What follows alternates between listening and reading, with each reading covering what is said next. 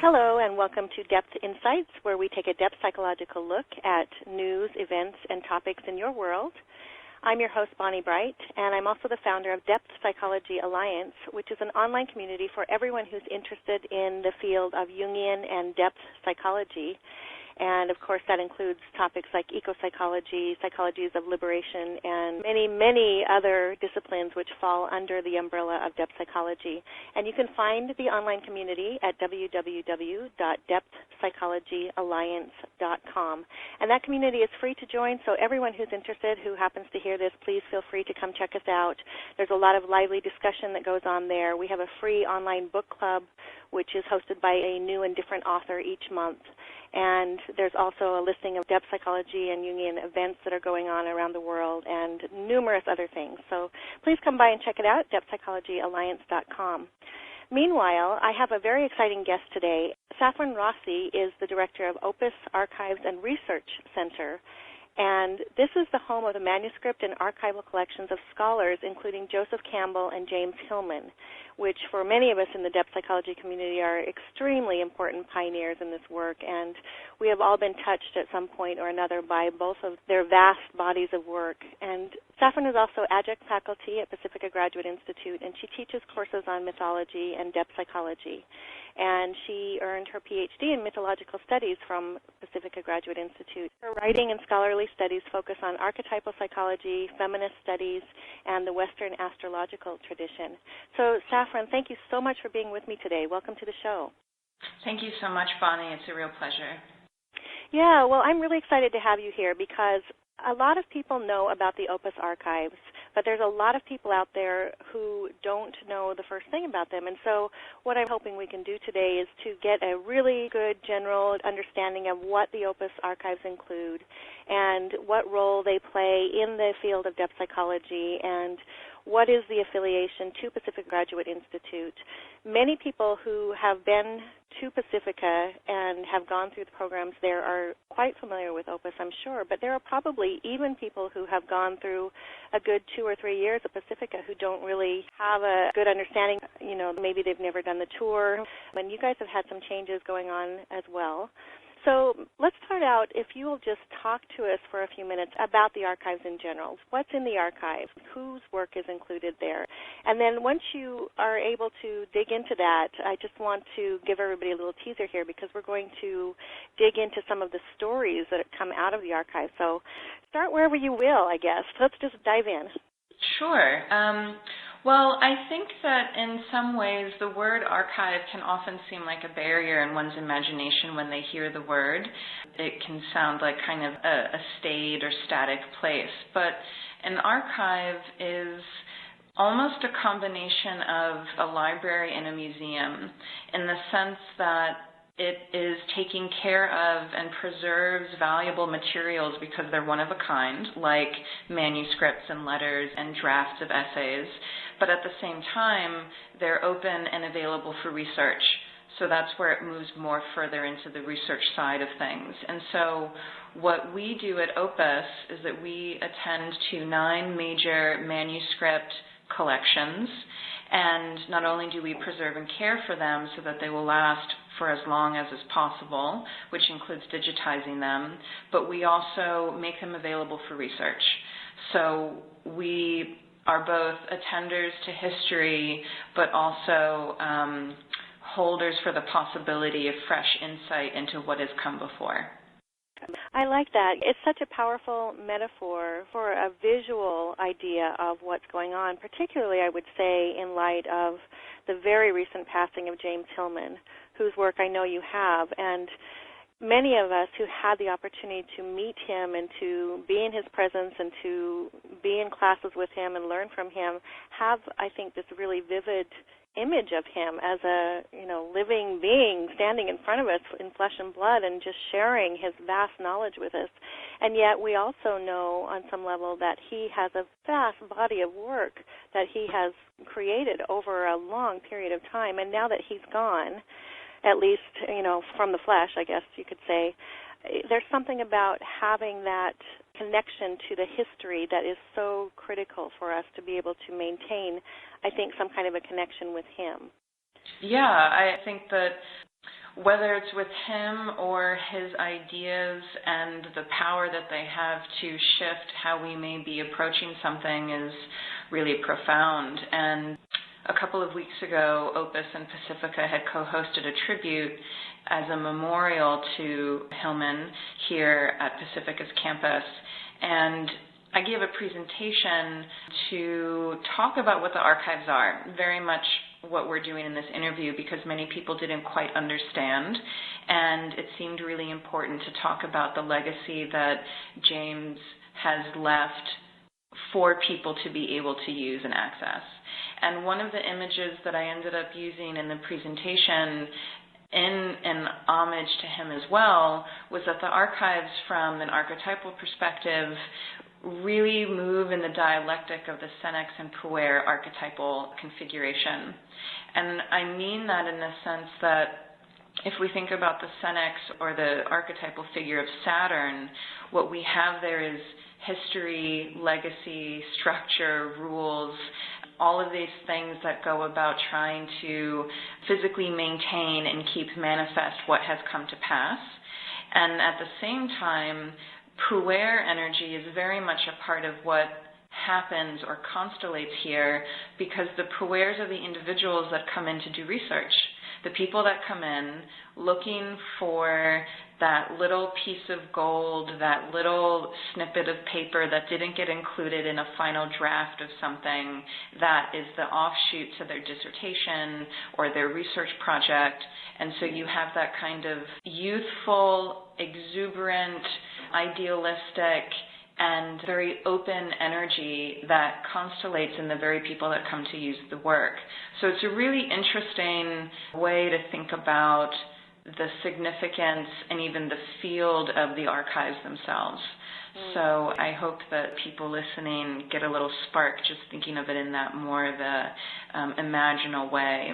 So yeah, not only do we have James Hillman's collection, which at this point probably marks at about 200 archival boxes worth. We have material that he wrote starting from 1967, and it ends at this point at 1999. So a little over 30 years of James's work is here at Opus. And then in the upcoming years, we will be bringing in the post-2000 collection, which would include items like the drafts for A Terrible Love of War and the uniform editions that he was working on before he died. So that's one of the 9 collections that we have. And the other 8 collections include Joseph Campbell, as you mentioned, beloved mythologist and comparative literature scholar. We also have Maria Gimbutas, who was a Lithuanian archaeologist who taught for many, many years at UCLA, and whose her special focus was on the Neolithic period in Old Europe and the Mediterranean. Then we also have the couple, Jane Hollister Wheelwright and her husband Joseph Wheelwright, who were what I call first-generation Jungians. They were Americans and went to Switzerland and were in analysis with Jung and Tony Wolff. And from their experiences there, moved back to the States and were among the co-founders of the San Francisco Jung Institute. And so we have both of their collections, which are quite significant.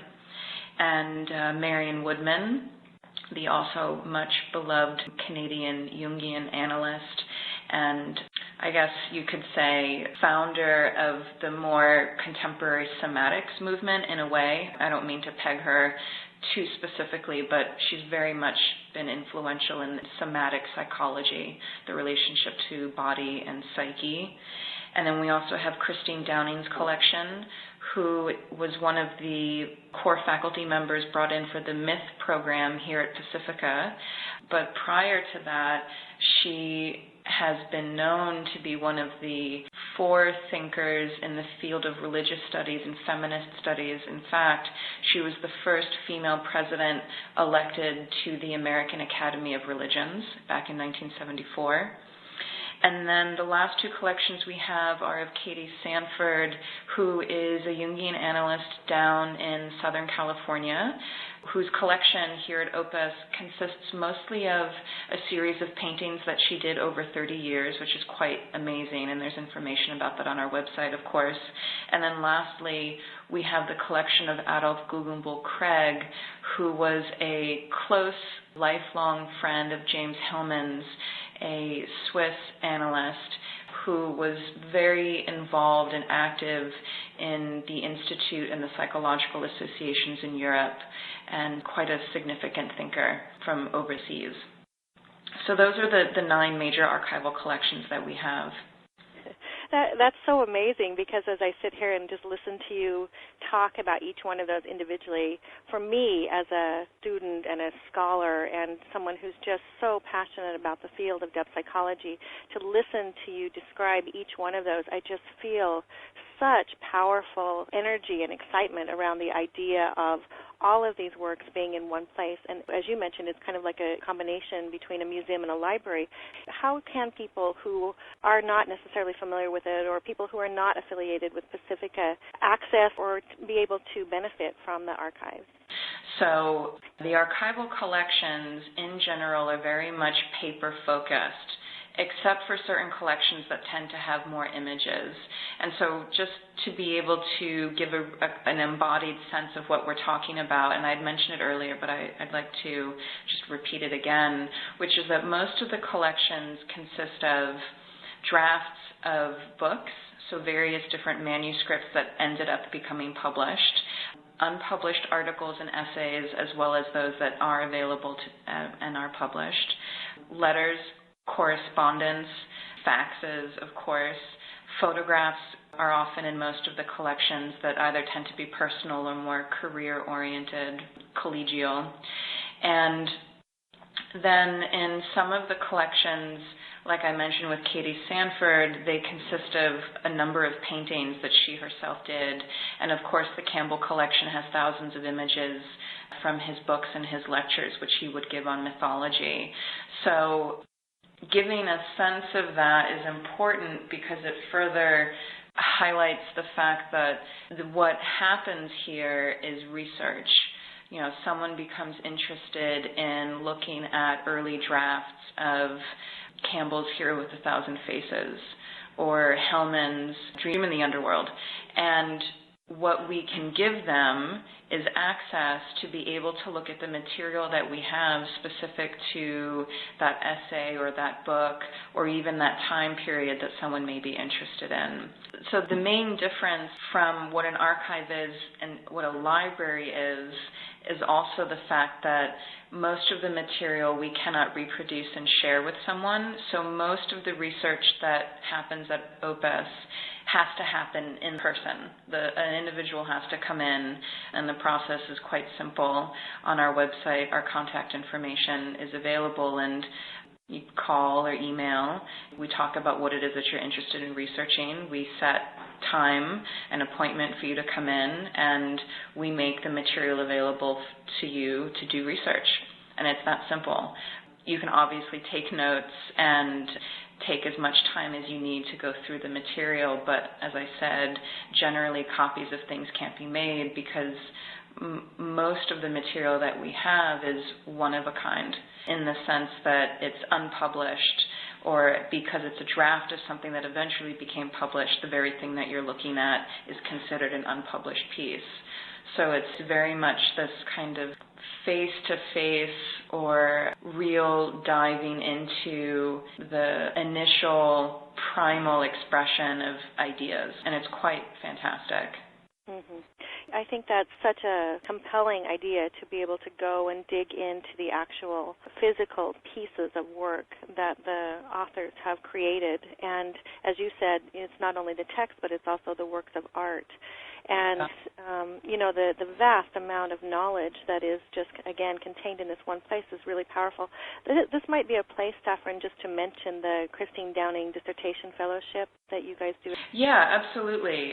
This year, and we plan to do this every year as far as we can see into the future, we have a fellowship that is available for dissertation students at any accredited school whose dissertation focuses on depth psychology or mythological studies in some way, and that in their proposal, in order to apply for the fellowship, they can express how doing some research in our archives is actually critical to their dissertation topic itself.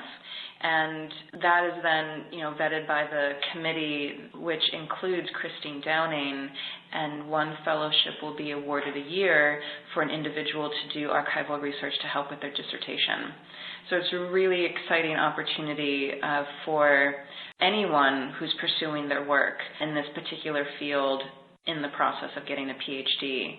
And as I was going through the 9 major collections, you can see that the different collections themselves really allow for a very broad field of study to be able to find a connection, which is really exciting. We obviously have the first generation Jungians, we have James Hillman as the archetypalist or post-Jungian psychological movement, so to speak, and then all of these other individuals that bridge psychology with mythology as well, and the humanities. So information on the Christine Downing Dissertation Fellowship is on our website. We have all of the application notes and procedures there, and the deadline this year is June 30th. So there's still quite a number of months to be able to put together the proposal that is required for consideration. Wonderful. Thanks for sharing that, and I really encourage everybody who is currently a student and working on dissertation to go for that. Again, just seems like such a wonderful, valuable opportunity. I, too, really encourage people to submit a proposal for the fellowship. What we want is to be able to give this money to someone to do their work. So please don't hesitate to look everything over and dive in. Excellent. So, Safron, you and I have met, and you're not that old. So I understand that probably a lot of these works are actually from even a time before you were born. And I can't imagine being lucky enough to be able to work inside a place that has this kind of intense psychic energy that must surely be around it. Can you just share a little bit about your own experience of coming to be the director of Opus Archives and Research Center? Okay. Well, I started working at Opus 5 years ago when I was just starting my dissertation, and I was looking to actually volunteer because it felt that the transition from being a full-time coursework-focused student into kind of walking the individual path of working on the dissertation, it was a big transition. I really wanted to be connected. I wanted to be connected to the field in some way that was new and where I could really help. And so I came to volunteer at Opus. And over a short period of time, I ended up working for the executive director. And then almost 2.5 years ago, I moved into the position of director of Opus and running the nonprofit. So it's funny, I've always been so clear about my passion for mythology, and particularly from the psychological point, from the psychological stance of seeing through the phenomenon of life, whether they're interior or exterior experiences, and seeing through then into the mythic itself. From my own scholarly and kind of philosophical stance, I'm very much in the line of Hillman with archetypal psychology. That's my posture, I guess, from an intellectual standpoint and a psychological standpoint. So knowing that has always been my passion, to have moved into relationship with the archives that seeks to serve the ideas by caring for them, ensuring their protection and their longevity, and then being able to share them with others who are interested in what they could possibly find and experience in relationship to their own work, it just seemed absolutely perfect and, I guess, fated. It felt like an instant match. So it might not sound like such an exciting, juicy story because it just unfolded in its own very natural way. And I absolutely love being at Opus. And there's something about there's something about one's job ultimately being about the caring for someone else's legacy that is unbelievably fulfilling. And it moves beyond the me and into the care for something that has value beyond an individual and more for history itself and the future. So I guess that's my story about being at Opus. Well, that's just so beautifully articulated. I really love how you talk about, the word I guess I would use is tending the legacy. And, of course, that reminds me that Joseph Campbell, most of us know this very short quote from him where he said, "Follow your bliss." But actually, the whole quote, if you dig into that, and I'm sure you know this as well, is if you do follow your bliss, you put yourself on a kind of track that has been there all the while, waiting for you. And the life that you ought to be living is the one you are living. Follow your bliss and don't be afraid, and doors will open where you didn't know they were going to be. Mm-hmm. And that's one of my favorite quotes from him, and it just seems so appropriate. When you say the story's not juicy, but when you start looking at it from a soul level, it's very juicy because it feels like, and the way that I hear you talk about your experience of finding Opus and coming into your own there in some way is really, it feels like exactly that kind of alignment to me. Mm-hmm. Thank you. It's really beautiful. Yeah. So, Safron, in your time there at Opus, I'm sure you've seen a number of people come through and immerse themselves in the archives, and there must be just dozens, if not hundreds, of stories of people really finding some remarkable information or having experiences or being able to engage with the contents of the archives in ways that are really quite profound. And I'm sure you've had your own experience of that as well. Can you just share a story with us about how you were touched by some of the material in the archives? Yeah, of course. One of the fields of study that I'm most immersed in is the Western astrological tradition. And what I'm interested particularly about that has to do with, from an archetypal perspective, a cosmological image that it provides in a way, meaning an image and a structure and almost a natural movement for the heavens or the cosmos itself as a way of placing us in the world. So that being one of my particular passions and that I have easy access to the archives, this actually happened while I was putting together the exhibit for the James Hillman Tribute Weekend a couple of weeks back. And so I was looking through some of his material in order to pull things out as I was curating the exhibit. And I came across a talk that he had given, I think it was back in the 90s. Yeah, it must have been in the late 90s, up in San Francisco, to a group of astrologers, and I think it was some sort of a national annual astrology conference that I was able to later figure out that Rick Tarnas had been at, and so I think that Rick Tarnas had invited James Hillman or had made the connection possible for James to make a presentation up there. So I was reading this essay of his, this presentation that he gave, and it was really remarkable for me, from my particular area of interest, to be able to listen to Hillman particularly address this topic that I find of so much interest, and to watch him apply his own archetypal movements to the material itself, and and to hear what it was that he was offering and at the same time asking the astrological community to keep in mind. And it was really significant in the sense of getting a chance to really experience the confluence of two areas of interest, almost in a direct way, so to speak.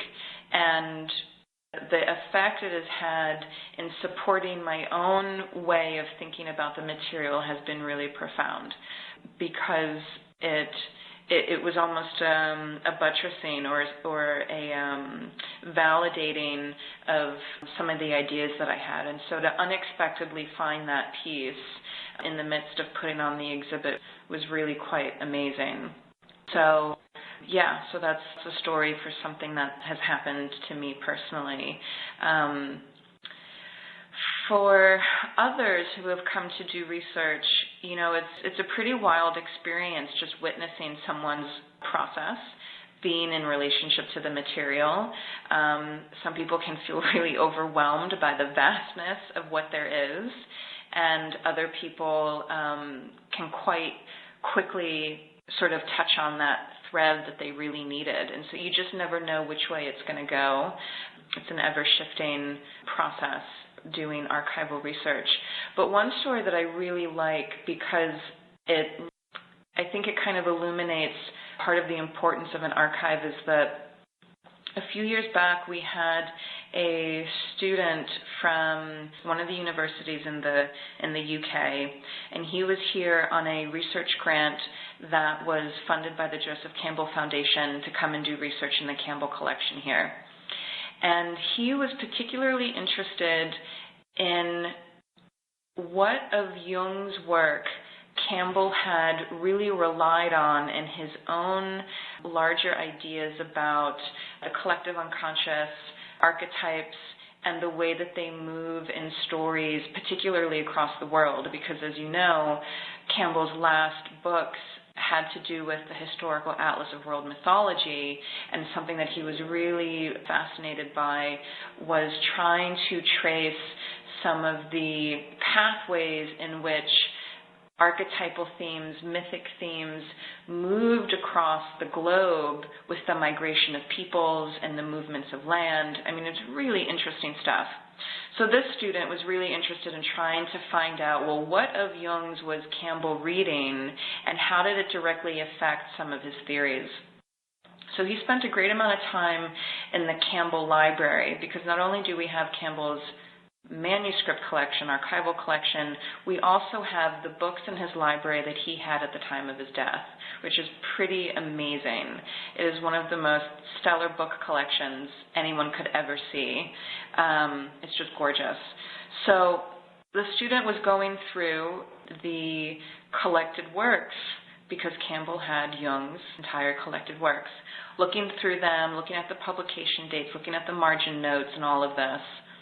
Well, he ended up coming across a very significant thing that is so detail-oriented and so scholarly, but at the same time so significant, that I think it's a great story, in the sense that this student found that Campbell had gotten an early edition of one of Jung's volumes in the collected works, and then that had been what he had initially worked some of his ideas regarding the collective significance of the archetypes on. And later had come across a second edition of the same volume of Jung's, where Jung himself had further unpacked some of his notions about the nature of the collective unconscious and the way that archetypes can constellate, and in that had actually shifted Campbell's understanding of some of Jung's notions, and therefore was indicative of the shift that Campbell then started to write through in his own work. So not perhaps a major breakthrough, you know, it's not like finding the Holy Grail in a box and you weren't expecting it, but at the same time, in terms of being able to look at the kind of intellectual timeline and the influences of the sources that someone has turned to and how that has shifted, this was quite significant. in the history of ideas for Campbell and how influenced, and perhaps even the tension that he might have earlier felt with some of Jung's ideas and how that shifted over time.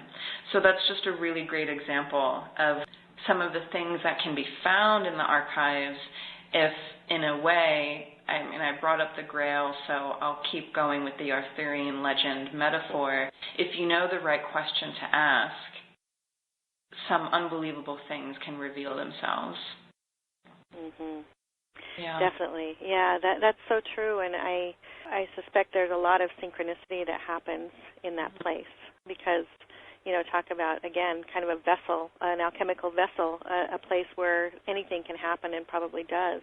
I find that story about Jung's influence on Campbell's work quite compelling and profound, actually, because we understand that there's often a field at work in particular that great thinkers have somehow managed to pick up on. And so being able to make that connection among them means that there's probably also other connections that nobody's quite identified yet, which is still lying somewhere in the depths of Opus Archives waiting to be discovered and found. And so that's very exciting stuff. Yeah, absolutely. Well, I'm glad that excited you, because I think it takes a special group of people to get really jazzed about these little scholarly treasures that are just lying, waiting to be found. So, but that again is a lot of what Opus attends to. Right. Well, and again, I would say probably a large number, particularly in the Depth Alliance community, are scholars and students and people who can appreciate that on a profound level and really, if not, seek to do that themselves, certainly to support and appreciate others who are doing this kind of work. And I think I will add to that too, Safron, that it takes a very special person to be able to be in it and to maintain the archives in the way that you are and to contribute so much of your time and effort to the archives. I'm really glad that we've had the opportunity to talk today. Thank you so much for sharing this time with me. I've been talking to Safron Rossi, Director of Opus Archives and Research Center. You can find the Opus Archives online at www.opusarchives.org, and that's OPUS archives.org. And you guys also have a Facebook page, so you can just type in Opus Archives to find that. And then you have a pretty active blog. I see blog posts come out from Opus quite frequently, and so people might want to also go on your website and take a look at that. And you also host local events in the Santa Barbara area, correct? That is right. Mm-hmm. And information about our events we usually post on our blog, which then goes to Facebook. Of course, it's on our website. But one of the ways to stay informed as to what it is that we're doing, whether it's an event or a grant or a scholarship, it could also just be news that might have something to do with the depth and myth communities, is to join our email list. And anyone who's interested to do that can do that straight on our website. And we send out a monthly e-newsletter which just gives information about different things going on or interesting stories. So I welcome people to come and do that on our website. Wonderful. Safron Rossi, thank you so much for speaking with me today. Thanks, Bonnie.